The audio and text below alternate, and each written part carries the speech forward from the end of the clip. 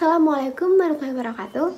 Halo teman-teman, saya Zafira Marayani. Di sini saya sebagai moderator dari kelompok 12 yang akan menjelaskan tentang profesionalisme guru di Indonesia dan di negara lain. Sebelum kita mulai, saya akan memperkenalkan rekan saya terlebih dahulu. Yang pertama adalah Muhammad Rizky Gunadi sebagai pemateri, yang kedua adalah Muhammad Zanuar Irsyad sebagai pemateri, dan terakhir adalah Anggita Megantari sebagai pemateri. Baik, di sini saya akan menjelaskan tentang profesionalisme. Profesionalisme merupakan paham yang mengajarkan bahwa setiap pekerjaan itu harus dilakukan oleh orang yang profesional. Orang profesional itu sendiri adalah orang yang memiliki profesi. Seperti yang dikatakan oleh Muhtar Lutfi pada tahun 1984, bahwa seseorang yang disebut memiliki profesi ini adalah bila ia memenuhi kriteria tersebut. Apa sih kriteria ini tuh? Ada berapa gitu kan? Baik, yang pertama adalah profesi harus mengandung keahlian. Artinya suatu profesi itu mesti ditandai oleh suatu keahlian yang khusus untuk profesi itu. Yang kedua adalah profesi dipilih karena panggilan hidup. Loh kok bisa? Karena ini tuh dijalani sepenuh waktu gitu. Profesi juga dipilih karena dirasakan sebagai kewajiban juga. Maksudnya di sini itu bukan bersifat part-time. Lalu yang ketiga adalah profesi memiliki teori-teori yang baku secara universal. Apa nih?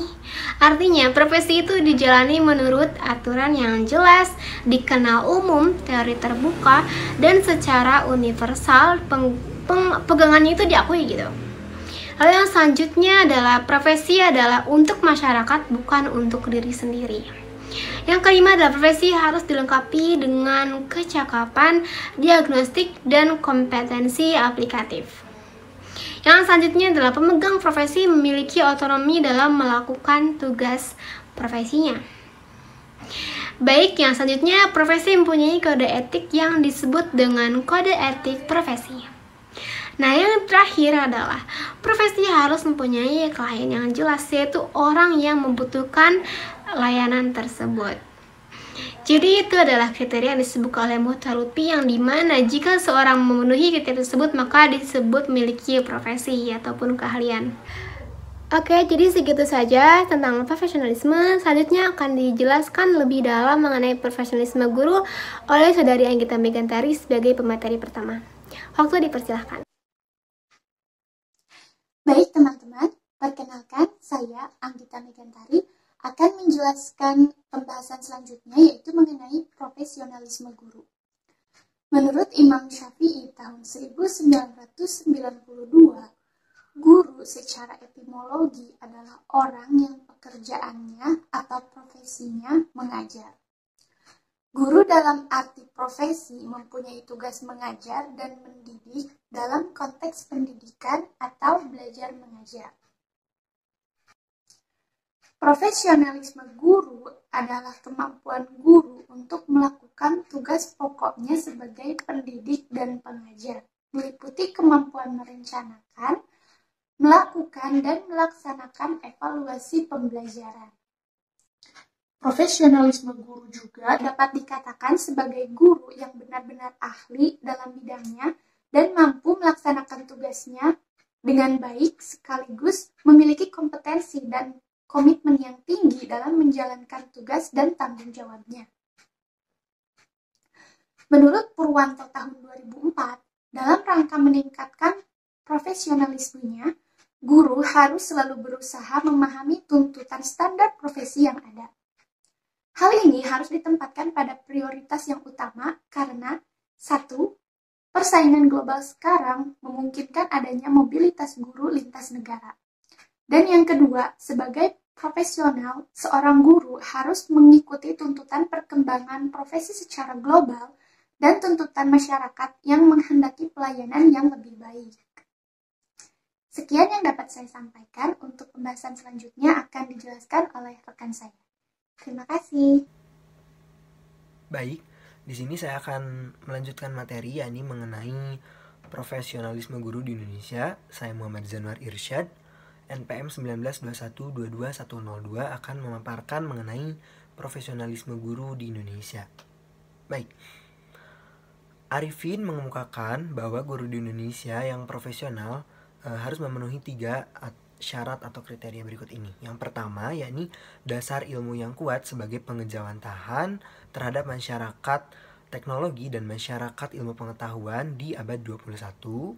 Lalu yang kedua ada penguasaan kiat-kiat profesi berdasarkan riset dan praksis pendidikan. Nah, praksis pendidikan di sini yakni ilmu pengetahuan atau ilmu pendidikan yang sifatnya tuh sebagai ilmu praksis. Jadi bukan hanya sekadar teori belaka ataupun konsep-konsep belaka.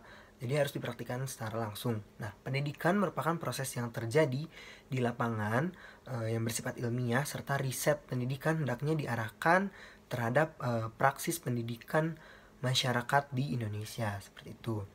Lalu yang terakhir ada pengembangan kemampuan profesional yang berkesinambungan. Nah, profesi guru ini merupakan profesi yang berkembang secara terus-menerus dan berkesinambungan. Maka dari itu harus adanya kesinambungan antara LPTK dengan praktik daripada pendidikan ini.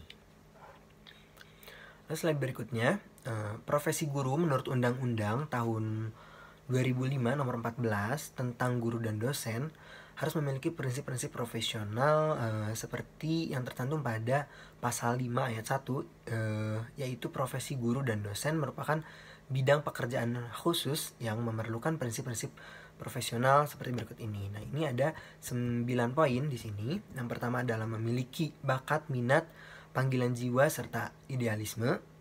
Lalu yang kedua ada memiliki kualifikasi pendidikan dan latar belakang pendidikannya sesuai dengan bidangnya, bidang tugasnya. Lalu memiliki kompetensi yang diperlukan sesuai dengan bidang tugasnya. Mematuhi kode etik profesi, memiliki hak dan kewajiban dalam melaksanakan tugas, lalu memperoleh penghasilan yang ditentukan sesuai dengan profesi kerjanya, lalu memiliki kesempatan untuk mengembangkan profesinya secara berkelanjutan, memperoleh perlindungan hukum dalam melaksanakan tugas profesionalnya, lalu memiliki organisasi profesi yang berbadan hukum, seperti itu. Nah, lebih lanjutnya dalam PP nomor 19 tahun 2005 tentang Standar Nasional Pendidikan pada pasal 28 disebutkan bahwa pendidik harus memiliki kualifikasi akademik dan kompetensi sebagai agen pembelajaran yang sehat, jasmani, rohani, serta memiliki kemampuan untuk mewujudkan tujuan daripada pendidikan nasional. Seperti itu pemaparan mengenai profesionalisme guru di Indonesia. Berikutnya profesionalisme guru di negara lain akan dijelaskan oleh teman saya. Oke, di materi selanjutnya ini adalah profesionalisme guru di luar negeri.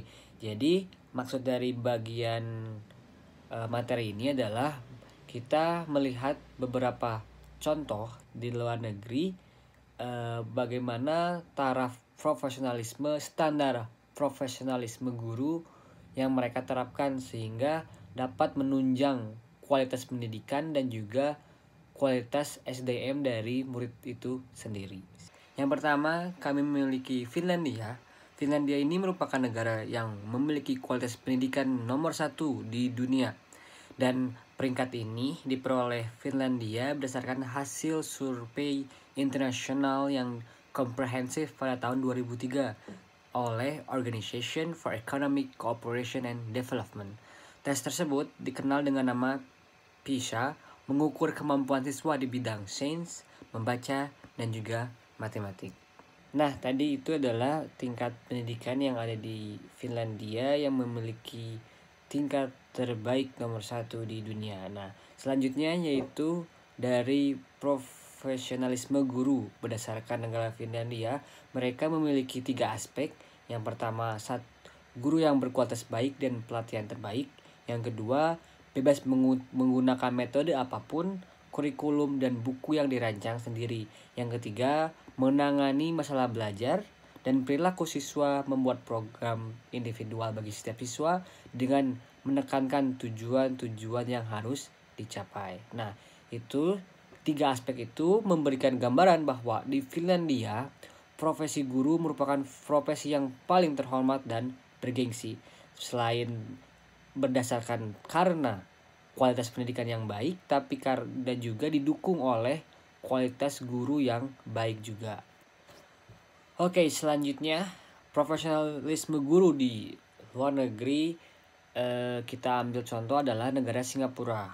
Berdasarkan negara Singapura, mereka memiliki beberapa aspek tentang guru yang memiliki profesionalisme. Yang pertama, produktif. Yang kedua, kreatif dan berkembang. Yang ketiga, profesional. Setiap sekolah mempunyai teachers assessment atau penilaian guru.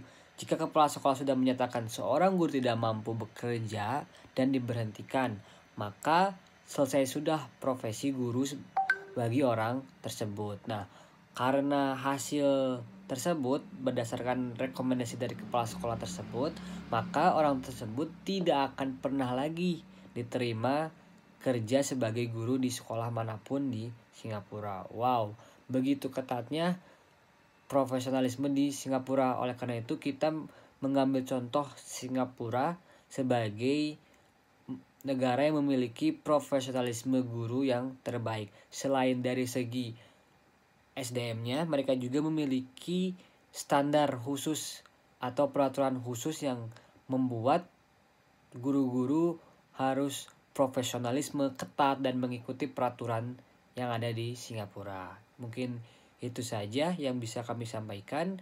Bila ada pertanyaan silahkan isi di kolom komentar di YouTube. Terima kasih.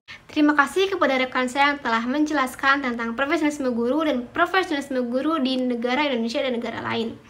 Jadi di sini saya akan menjelaskan sebuah kesimpulan mengenai hal-hal yang telah dijelaskan oleh rekan saya. Jadi profesionalisme guru itu adalah kemampuan guru untuk melakukan tugas pokoknya sebagai pendidik, meliputi kemampuan merencanakan, melakukan, dan melaksanakan evaluasi pembelajaran.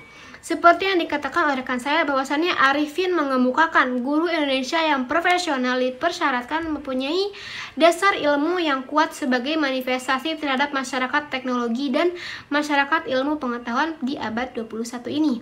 Penguasaan kiat-kiat profesi berdasarkan riset dan praksis pendidikan, yaitu ilmu pendidikan sebagai ilmu praksis bukan hanya merupakan konsep-konsep belaka.